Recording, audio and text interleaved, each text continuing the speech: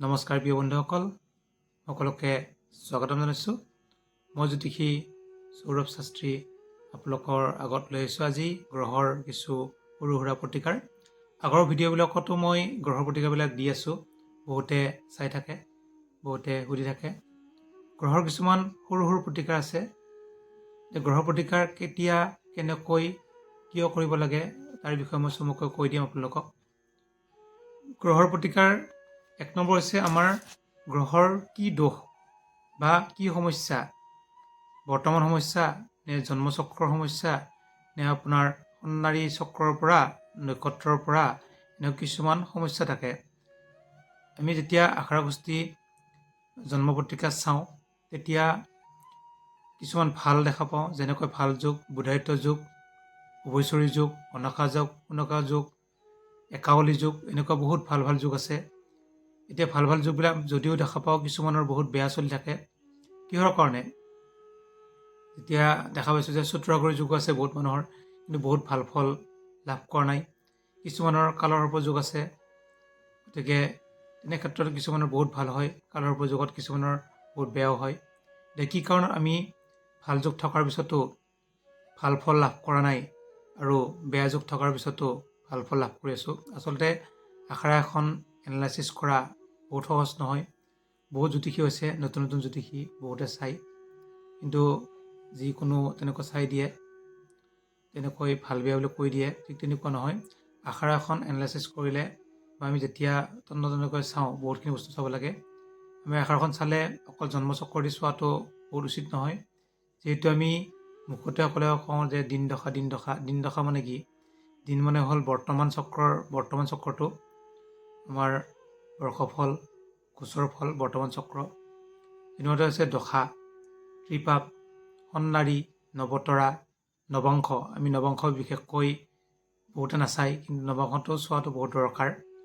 তেনেকুৱাকৈ প্ৰথমতে যদি আমি জন্মচক্ৰৰ চাওঁ, এই জন্মচক্ৰত যদি কিবা অশুভ থাকে তাক আমি দীঘলীয়া প্ৰতিকাৰ কৰিব পাৰোঁ। যিকোনো গ্ৰহৰ, যি গ্ৰহ বেয়া বা যি গ্ৰহ ভাল। আৰু গ্ৰহ বেয়া বুলি কওঁতে আমি ঘপককৈ এটা পাথৰ বা ৰত্ন পিন্ধিব নালাগে। এতিয়া গ্ৰহবিলাকৰ আমি এটা বস্তু চাব লাগিব যে সেই গ্ৰহটো মাৰক গ্ৰহ নে কাৰক গ্ৰহ। যদি আমাৰ মাৰক গ্ৰহ হৈ থাকে এই গ্ৰহটো জন্মচক্ৰত, এই মাৰক গ্ৰহৰ কোনো কাৰণত জেমষ্ট'ন বা গ্ৰহৰত্ন পিন্ধিব নালাগে। যদি কাৰক গ্ৰহ হয়, কাৰক স্থানৰ অধিপতি হয়, তেতিয়াহে আমি পিন্ধিব লাগে পাথৰ।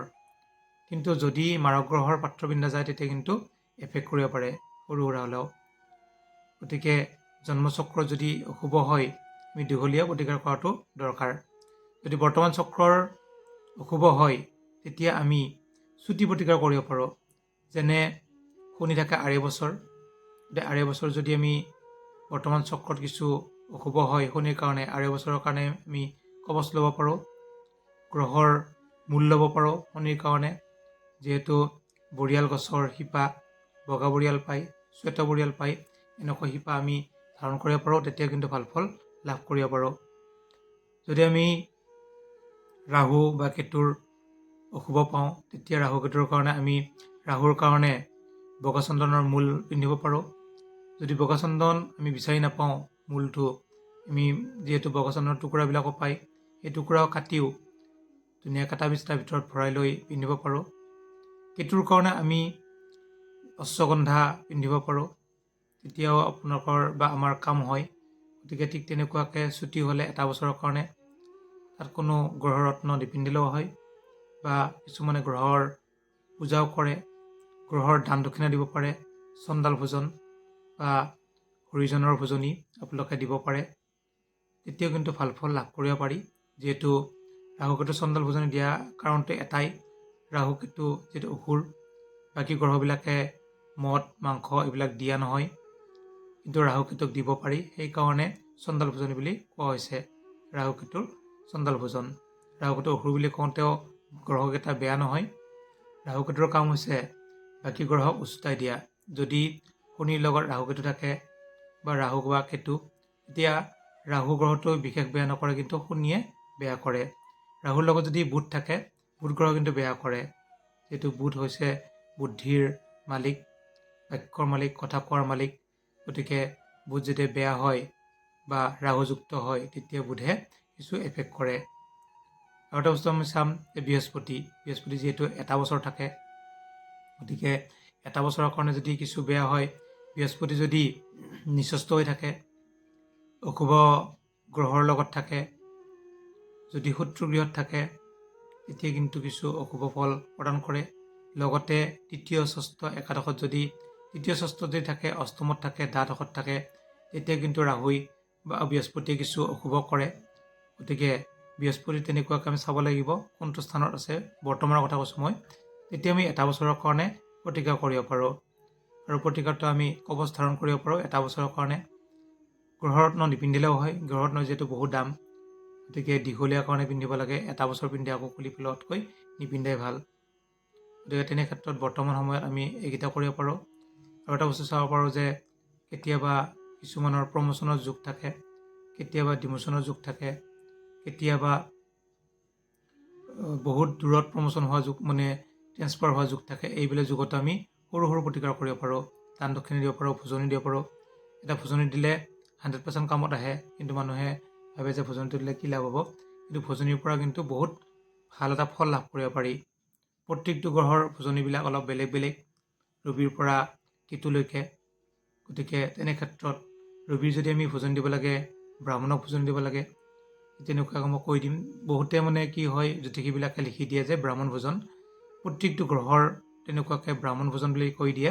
আচলতে তেনেকুৱা নহয়। প্ৰত্যেকটো গ্ৰহৰ যেনেকৈ গ্ৰহৰো ব্ৰাহ্মণ, ক্ষত্ৰিয়, শূদ্ৰ, বৈশ্য এনেকৈ জাতি আছে। আচলতে মানুহৰ জন্মগত বা যিটো কৰ্মইদিও সেই ভাল জাতি বা বেয়া জাতি লাভ কৰিব পাৰে। যিহেতু ব্ৰাহ্মণে নীতি নিয়মত থাকে কাৰণে জন্মগত যদিও ব্ৰাহ্মণ হয়, আকৌ কিছুমান নীতি নিয়মত থাকিও ব্ৰাহ্মণত্ব লাভ কৰিব পাৰি। ঠিক তেনেকুৱাকৈ গ্ৰহৰো কিছুমান ভাগ কৰা হৈছে।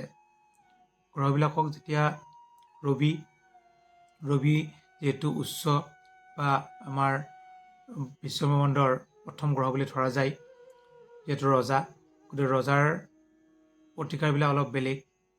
আকৌ চন্দ্ৰ হৈছে ৰাণী, ৰাণীৰ প্ৰতিকাৰটো অলপ বেলেগ। বুধ যিহেতু পুত্ৰ বুলি ধৰা হৈছে, তেনেকুৱা এখন ৰাজসভাৰ গ্ৰহবিলাকৰ নিজৰ নিজৰ কেৰেক্টাৰ আছে। আৰু মই যিহেতু প্ৰতিকাৰৰ কথা কৈছোঁ, এই প্ৰতিকাৰটো প্ৰত্যেকটো গ্ৰহৰ যিহেতু বেলেগ বেলেগ কেৰেক্টাৰ, বেলেগ বেলেগ দানবিলাকো হয়, ভোজনীও হয়। সেইকাৰণে আমি যেতিয়া আখৰা চালেও এই দান দিলে বা ভোজনি দিলে অকল ব্ৰাহ্মণ ভোজন বুলি ক'ব নালাগে। বহুতে তেনেকুৱা কৰে, আচলতে অকল ব্ৰাহ্মণ ভোজন নহয়। আৰু এটা বস্তু চাব লাগিব যে যেতিয়া আমি চাম ৰবিৰ কাৰণে ব্ৰাহ্মণ ভোজন, চন্দ্ৰৰ কাৰণে কপালী ভোজন বা কাপালিক বুলিও কয়, কাপালিক ভোজন, মংগলৰ কাৰণে ভিক্ষাৰী ভোজন, ভিক্ষাৰীক ভোজনি দিব লাগে, ৰঙা বস্তু দিব লাগে, যিহেতু মংগল হৈছে ৰঙা গ্ৰহ। বুধৰ কাৰণে শিশু বা সৰু ল'ৰা ছোৱালীক পায়স খুৱাব লাগে, লগত আপুনি যিকোনো মিঠাই দিব পাৰে। বৃহস্পতিৰ কাৰণে আপোনালোকে শিক্ষাগুৰুক ভোজনি দিব পাৰে, ঘৰত মাতি আনি আপোনালোকে নিৰামিষ আহাৰ গ্ৰহণ কৰাব পাৰে। শুক্ৰৰ কাৰণে শিৱ পূজা কৰা মানুহক আপোনালোকে ভোজনি দিব পাৰে আৰু টেঙা আঞ্জা দিব লাগে, যিহেতু শুক্ৰৰ প্ৰিয় খাদ্য। শনিৰ কাৰণে উলংগ ভোজন দিব লাগে। উলংগ আচলতে বৰ্তমান যদিও নাপায়, মা কামাখ্যাত অম্বুবাচীৰ সময়ত উলংগ বাবাবিলাক আহে, তেতিয়া ভোজন দিব পাৰে। আৰু নহ'লে ভিক্ষাৰীকো দিলেও কামত আহে। এতিয়া ৰাহু বা কেতুৰ কাৰণে আমি চন্দাল বা হৰিজনক ভোজন দিব লাগে। আৰু ৰাহুৰ বা কেতুৰ ভোজনটোত যিহেতু মদ, মাংস, মাটিমাহৰ দালি এনেকুৱাকৈ আমিষ ভোজন দিব লাগে। এনেকুৱা ভোজনি দিলেও কিন্তু আমাৰ 100% কামত আহে। আৰু ভোজনবিলাক আমি কেতিয়া দিম? যেতিয়া আমাৰ বৰ্তমান চক্ৰত কিছু অশুভ থাকে, যদি ডিমোচন যুগ থাকে। আমি কেনেকৈ গম পাম? কৰ্মপতি আৰু ৰাহু যদি একেলগে সঞ্চাৰ হয় গোচৰৰ ফলত, যদি আপোনাৰ কৰ্মপতি ৰবি হয়তো বহাগৰ পৰা জেঠত ৰবি সঞ্চাৰ হ'ল, লগতে যদি ৰাহু সঞ্চাৰ হয় একেদিনত বা আশে পাশে, তেতিয়া মানে ডিমোচনৰ বা বহুত দূৰত মানে ট্ৰেন্সফাৰৰ যুগ থাকে। ঠিক তেনেকুৱাকৈ আকৌ যেতিয়া আপোনাৰ কৰ্মপতিৰ লগত যদি বৃহস্পতি গ্ৰহ একেলগে সঞ্চাৰ হয়, তেতিয়া প্ৰমোচন বা ভাল ঠাইত ট্ৰেন্সফাৰৰ যুগ থাকে। এনেকুৱা কিছুমান যোগ আছে। গতিকে এইবিলাক যেতিয়া আমি গম পাম যে কিছু অশুভ যোগ থাকে, মানুহৰ অকল অশুভ যোগ নহয়, শুভ যোগো থাকে, অশুভও থাকে, তেনে ক্ষেত্ৰত অশুভখিনি আমি প্ৰতিকাৰ কৰাৰ দৰকাৰ। মানে সৰু সৰু প্ৰতিকাৰখিনি কথা কৈছোঁ। তেতিয়া আপোনালোকে বা আমি ভোজনি দিলেও বহুতখিনি কামত আহে। গতিকে ঠিক তেনেকুৱাকৈ আমি প্ৰতিকাৰ কৰিব পাৰোঁ। আকৌ যদি ট্ৰিপঅপ থাকে, ট্ৰিপঅপৰ সময়তো আমি এই ভোজনিবিলাক দিব পাৰোঁ। যিহেতু গ্ৰহ পূজা বহুতে লিখি দিয়ে, কিন্তু গ্ৰহ পূজা এটা কৰা সকলোৰে কাৰণে সম্ভৱ নহয়। যিহেতু বস্তুৰ দাম বহুত, ভোজনি বহুতকেইটা লাগে, বা 9টা গ্ৰহৰ অলপ হ'লেও বহুখিনি বস্তু লাগে 9টা গ্ৰহৰ যেতিয়া লগ কৰা যায়। সেইকাৰণে আমি ভোজনিত দিলেও কামত আহে, বা দান দক্ষিণা দিব পাৰে, তেনেকুৱা কিন্তু বহুতখিনি কামত আহে, বা গ্ৰহৰ মূল ধাৰণ কৰিব পাৰোঁ, তেতিয়াও আমাৰ বহুত কামত আহে। গ্ৰহৰ মূলৰ বিষয়ে যদি আমি কওঁ, যিটো ৰবিৰ কাৰণে আপোনালোকে যদি মূৰৰ বিষ থাকে, বা স্কিনৰ সমস্যা হৈ থাকে, এলাৰ্জি হয়, চকুৰ সমস্যা হয়, যদি আপোনালোকৰ কাতি মাহত জন্ম, তেতিয়া আপোনালোকে ৰবিৰ প্ৰতিকাৰ কৰিব পাৰে। ৰবিৰ প্ৰতিকাৰটো এনেকুৱা, বেলব মূল বুলি কৈছে, মানে বেলগছৰ শিপা বা মূল ধাৰণ কৰিব পাৰে, তেতিয়া আপোনালোকে ভাল ফল লাভ কৰিব। গতিকে চন্দ্ৰৰ কাৰণে আপোনালোকে খিৰিকাৰ মূল ল'ব পাৰে।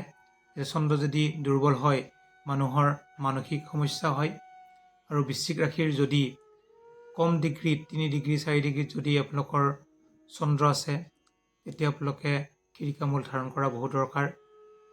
যদি লগ্নৰ সপ্তমপতি হয়, বা আপোনালোকৰ ষষ্ঠপতি, অষ্টমপতি, দ্বাদশপতি হয়, তেতিয়া আপোনালোকে যিহেতু ষ্ট'ন পিন্ধিব নোৱাৰে, মুনষ্ট'ন বা মুকুতা, তেনে ক্ষেত্ৰত আপোনালোকে খিৰিকাৰ মূল ধাৰণ কৰিব পাৰে। মংগল যদি আপোনালোকৰ কৰ্কট ৰাশিত থাকে, তেতিয়া আপোনালোকৰ কিছু অশুভ হয়। মংগল যদি আপোনালোকৰ অষ্টম, সপ্তম, চতুৰ্থ বা লগ্নত থাকে, তেতিয়াও কিছু অশুভ হয়। তেতিয়া আপোনালোকে মংগলৰ অনন্তমূলৰ শিপা ধাৰণ কৰিব পাৰে, তেতিয়া আপোনালোকে ভাল ফল লাভ কৰিব। যিহেতু গ্ৰহৰ মূলবিলাক শুকাই যায়, সেইকাৰণে কিছু মাজে মাজে সলাই থাকিব লাগে, তেতিয়াহ'লে বহুত ভাল ফল লাভ কৰিব। যদি আমি চাওঁ বুধৰ কাৰণে, যদি আপোনালোকৰ মীন ৰাশিত বুধ থাকে, আৰু বুধ যদি শত্ৰু গৃহত থাকে, কৰ্কট ৰাশিত থাকে, তেতিয়াও, আৰু যদি শত্ৰুযুক্ত হয়, তেতিয়া আপোনালোকে বুধৰ কাৰণে আপোনালোকে শিপা ধাৰণ কৰিব পাৰে। বুধৰ শিপা যদি ধাৰণ কৰে, তেতিয়াহ'লে বহুত ভাল ফল লাভ কৰিব। বুধৰ কাৰণে যিসকলে ধৰক দান দক্ষিণা দিব পাৰে, বা শিশুক যদি পায়স খুৱাব পাৰে, তেতিয়া মই আগতেও কৈ দিছোঁ, তেতিয়া কিন্তু যিহেতু আপোনালোকে নল'লেও কিছু কামত আহে। আপোনালোকৰ বৃদ্ধদাৰুণ গছৰ শিপা আপোনালোক পাব বিচাৰিলে। বৃদ্ধদাৰুণ গছৰ শিপা ধাৰণ কৰিলেও কিন্তু বুধৰ প্ৰতিকাৰ হয়, যথেষ্ট শুভ হয়। বৃহস্পতি যদি নিচস্ত হয়, যদি মকৰ ৰাশিত থাকে, শনিৰ গৃহত, বৃহস্পতি যদি শত্ৰু গৃহত থাকে, আৰু বৃহস্পতি যদি অশুভ হৈ থাকে, তেতিয়া কিন্তু আপোনালোকে ব্ৰহ্মষষ্ঠীৰ শিপা বা মূল ধাৰণ কৰিব পাৰে। ব্ৰহ্মষষ্ঠীৰ মূল ধাৰণ কৰিলে বহুখিনি সুফল লাভ কৰিব। শিক্ষাৰ ক্ষেত্ৰত ভাল হয়, বুদ্ধিৰ ভাল হয়। শুক্ৰ যদি আমি কিছু ক্ষেত্ৰত অশুভ থাকে, যদি কন্যা ৰাশিত শুক্ৰ থাকে, শুক্ৰ যদি আপোনালোকৰ যিহেতু বৃহস্পতিৰ গৃহত থাকে, বা কিছু অশুভ হয়। শুক্ৰৰ যদি কেতু থাকে, ৰাহু থাকে, মংগল বা শনি থাকে, তেতিয়াও কিছু দুৰ্বল হয়। তেতিয়া আপোনালোকে বাকা ফুলৰ শিপা ধাৰণ কৰিব পাৰে। বাকা ফুলৰ শিপা সকলোতে যথেষ্ট পোৱা যায়। শনিৰ কাৰণে আপোনালোকে বৰিয়াল বা শ্বেত বৰিয়াল, বগা বৰিয়াল আপোনালোকে শিপা ধাৰণ কৰিব পাৰে। শনি যদি মেষ ৰাশিত থাকে, শনি যদি আপোনালোকৰ বৃশ্চিক ৰাশিত থাকে, আৰু যদি মংগলযুক্ত হয়, তেতিয়া আপোনালোকে বৰিয়ালৰ শিপা ধাৰণ কৰিব পাৰে, তেতিয়া আপোনালোকে ভাল ফল লাভ কৰিব। ৰাহুৰ কাৰণে মই আগতেও কৈছোঁ, বগা চন্দনৰ শিপা ধাৰণ কৰিব পাৰে। যদি চন্দন নাপায়, তেতিয়া চন্দনৰ টুকুৰা হ'লেও, শিপা নাপালে টুকুৰা হ'লেও ধাৰণ কৰিব পাৰে। ৰাহু যদি আপোনালোকৰ বৃশ্চিক, ধনু, মকৰ, কুম্ভত থাকে, বা মীনতো থাকে ৰাহু, আৰু কেতু যদি বিষৰ পৰা বিষ, মিথুন, কৰ্কট, সিংহ, কন্যা ৰাশিত থাকে, তেতিয়া আপোনালোকে অশ্বগন্ধাৰ শিপা ধাৰণ কৰিব।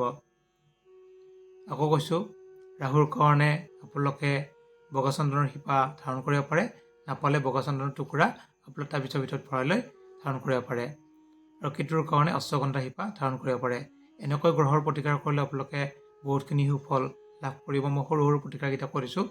আগৰ ভিডিঅ'টো মই দিছিলোঁ, বহুতে আকৌ মেছেজ কৰি থাকে কাৰণে, যিহেতু হোৱাটছআপ বা ফেচবুকত বহুত মেছেজ কৰে, সেইকাৰণে যিসকলে মেছেজ কৰিছে আপোনালোকে তেনে ক্ষেত্ৰত মই আপোনালোকক এইখিনি কৈ দিছোঁ, মেছেজ কৰি থকাৰ কাৰণে, যিহেতু ভিডিঅ'টো বনাইছোঁ আপোনালোকক। আৰু যিখিনি প্ৰতিকাৰ আছে এই প্ৰতিকাৰৰ ভিতৰত আপোনালোকে বহুতখিনি ভাল ফল লাভ কৰিব। আৰু আছে মন্ত্ৰ প্ৰতিকাৰ। তন্ত্ৰ, মন্ত্ৰ, যন্ত্ৰ। মন্ত্ৰ হৈছে কোনো বিজ্ঞান নহয়, কিন্তু মন্ত্ৰ হৈছে এটা সাধনা। গতিকে সাধনা কৰিলে এই মন্ত্ৰৰ দ্বাৰা প্ৰত্যেকটো আমি বেয়া যদি কিবা থাকে সুফল লাভ কৰিব পাৰোঁ মন্ত্ৰৰ পৰা, যিহেতু আগৰ পৰা মন্ত্ৰ চলি আছে। সকলোৱে জানে আগৰ দিনত, ৰাৱণৰ দিনত, ৰাম লক্ষ্মণৰ দিনৰ পৰা মন্ত্ৰ চলি আছিলে। বেয়া মন্ত্ৰ আছে, ভাল মন্ত্ৰ আছে। ভাল মন্ত্ৰৰ দ্বাৰা আমি ভাল ফল লাভ কৰিব পাৰোঁ, বেয়া মন্ত্ৰৰ দ্বাৰা বেয়া ফল লাভ কৰে মানুহে। গতিকে ভাল মন্ত্ৰ, যেনেকৈ মই বাকী মন্ত্ৰৰ কথা নকওঁ, মন্ত্ৰ হৈছে আমাৰ যিহেতু বৈদিক মন্ত্ৰ, বেদৰ যিখিনি মন্ত্ৰ আছে তাৰে ভিতৰত জ্যোতিষ হৈছে বেদৰ এটা অংশ। সেইকাৰণে জ্যোতিষৰ যিখিনি মন্ত্ৰ আছে সেই মন্ত্ৰখিনি আমি গ্ৰহৰ এটা মন্ত্ৰ বুলি ধৰিব পাৰোঁ, বাকীখিনি বাদ দি। এটা হৈছে প্ৰত্যেকটো গ্ৰহৰ নিজা নিজা জপ মন্ত্ৰ, প্ৰণাম মন্ত্ৰ।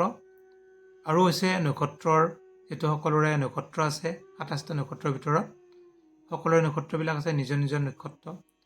গতিকে আপোনালোকেও গম পাব, মই বৰ্ষফল আগতেও দিছোঁ নক্ষত্ৰৰ পৰা। এই নক্ষত্ৰ যদি আপোনালোকৰ কি নক্ষত্ৰ হিচাপত আপোনালোকে নিজৰ নিজৰ নক্ষত্ৰৰ মন্ত্ৰবিলাক জপ কৰিব পাৰে। যেতিয়া আপোনালোকে গুৰুৰ পৰা সেই মন্ত্ৰ ল'ব বা শিকি ল'ব, বা গুৰুৱে আপোনালোকক দিব, গুৰু বুলি কওঁতে এজন জ্যোতিষৰ পৰা বা ভাল পুৰোহিতৰ পৰা আপোনালোকে সেই মন্ত্ৰটো ল'ব পাৰে, লিখি ল'ব পাৰে বা ক'ব পাৰে যে মোক এই মন্ত্ৰটো দিয়ক। আনৰ পৰা ল'লেহে সেই মন্ত্ৰবিলাকে কাম কৰে। নিজে কিতাপৰ পৰা চাই মন্ত্ৰ পাঠ কৰিলে 100% কাম নকৰে। কিছু অলপ কৰে যদিও 100% কাম নকৰে, অলপ কৰিব। সেই মন্ত্ৰবিলাক আপোনালোকে জপ কৰিব পাৰে। ইয়াত মানে আপোনালোকৰ যিখন গ্ৰহৰ পূজাত প্ৰথমতে কৈছে, মহাদেৱে কৈছে যে পাৰ্বতীক কৈছে, হে দেৱী, মহামন্ত্ৰ গায়ত্ৰী হ'ল গ্ৰহৰূপিণী। গতিকে 1000 গায়ত্ৰী জপ কৰিলে পুৰস্চৰণৰ ফল পোৱা যায়। গতিকে নিজে মহাদেৱে পাৰ্বতীক কৈছে যে গ্ৰহৰ যদি মন্ত্ৰবিলাক জপ কৰে, 1000 বাৰ যদি জপ কৰিব পাৰে, আপোনালোকৰ 100% ফল প্ৰাপ্তি হ'ব। গতিকে শিৱই পাৰ্বতীক কৈছিলে এই মন্ত্ৰৰ দ্বাৰা আমি প্ৰতিকাৰ কৰিব পাৰোঁ। যিসকল দুখীয়া থাকে, দুখীয়া মানুহ আছে বহুত, এতিয়াও এটা গ্ৰহৰত্ন বা এটা কৱচ লোৱাৰ কষ্ট হয়, ল'ব নোৱাৰে, বহুখিনি দাম হয়, তেওঁলোকে এই গ্ৰহৰ মন্ত্ৰৰ দ্বাৰাও গ্ৰহৰ প্ৰতিকাৰ কৰিব পাৰে। অকল মানে ডাঙৰ ডাঙৰ পাথৰ বা ষ্ট'ন, ৰত্ন ল'লে যে কাম হ'ব সেনেকুৱা নহয়। একো টকা পইচা খৰচ নকৰাকৈ আপোনালোকে গ্ৰহৰ প্ৰতিকাৰ কৰিব পাৰে। গতিকে তেনে ক্ষেত্ৰত আমি ৰবিৰ পৰা যদি চাওঁ, প্ৰতিটো গ্ৰহ মন্ত্ৰ আছে।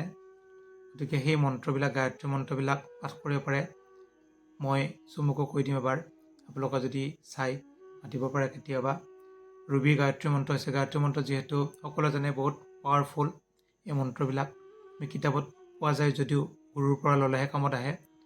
ৰবিৰ যদি চাওঁ, ওম সূৰ্যায় বিদ্মহে অংগিৰায় ধীমহি তন্ন সূৰ্য প্ৰচোদয়াৎ। চন্দ্ৰ যদি চোৱা যায়, ওম সোমায় বিদ্মহে বিধবেধীমহি তন্ন সোম প্ৰচোদয়াৎ। মংগল যদি চোৱা যায়, আং ভৌময় বিদ্মহে অংগাৰায় ধীমহি তন্মো ৰাংগ প্ৰচোদয়াৎ। বুধৰ হৈছে ওম সৌমায় বিদ্মহে পিতাংগৰায় ধীমহি সূৰ্য প্ৰচোদয়াৎ। বৃহস্পতি হৈছে ৰিং জীৱায় বিদ্মহে সূৰ্যায় ধীমহি তন্ন জৈৱ প্ৰচোদয়াৎ। শুক্ৰ হৈছে ঐং শুক্ৰায় বিদ্মহে ভাৰ্গৱায় ধীমহি তন্ন শুক্ৰ প্ৰচোদয়াৎ। শনিৰ যদি চাওঁ আমি, শনি হৈছে বাংমন্দায় বিদ্মহে সূৰ্যপুত্ৰায় ধীমহি তন্ন মন্দ প্ৰচোদয়াৎ। ৰাহু ৰাং ৰাহুৱে বিদ্মহে সংহিকায় ধীমহি তন্ন ৰাহু প্ৰচোদয়াৎ। কেতু ওম ঐং কেতুৱে বিদ্মহে শ্ৰীখিনে ধীমহি তন্ন কেতু প্ৰচোদয়াৎ। আৰু জপ মন্ত্ৰবিলাক আছে, মন্ত্ৰবিলাক মই কেতিয়াবা ভিডিঅ' বনালে আপোনালোকক দি দিম। এই মন্ত্ৰৰ দ্বাৰা আপোনালোকে গ্ৰহৰ প্ৰতিকাৰ কৰিব পাৰিব। গতিকে গ্ৰহৰ প্ৰতিকাৰ বিষয়ে মই কিছু চমুকৈ কৈ দিলোঁ। আৰু যদি কিবা সুধিবলগীয়া থাকে আপোনালোকে সুধিব পাৰে। আৰু যিসকলে নতুনকৈ আহিছে তেওঁলোকে মোৰ চেনেলটো ছাবস্ক্ৰাইব কৰি দিব। যিহেতু আগতে বহুতে ছাবস্ক্ৰাইব কৰিছে, তেওঁলোকে পাই থাকে। আৰু যিকোনো ক্ষেত্ৰত আপোনালোকে কুৱেশ্যন কৰিব পাৰে, মেছেজ কৰিব পাৰে। যিকোনো কুৱেশ্যনৰ মই এনচাৰ দিব চেষ্টা কৰিম। ধন্যবাদ।